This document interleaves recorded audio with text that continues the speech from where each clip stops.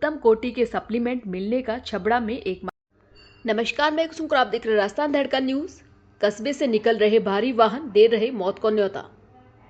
Dumper चालक ने गुरुवार को धरनावदा चौराहे पर एक गोवंश को मारी टक्कर, गाय की हुई मौत। गाय के समीप बैठा बछड़ा बच गया। डंपर चालक को किया पुलिस ने हिरासत में लिया।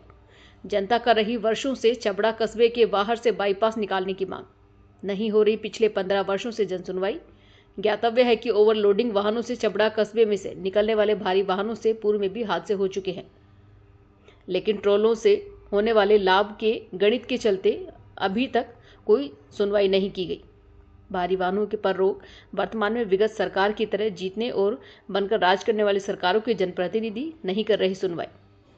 ब्यूरो रिपोर्ट, शंकर लाल नागर।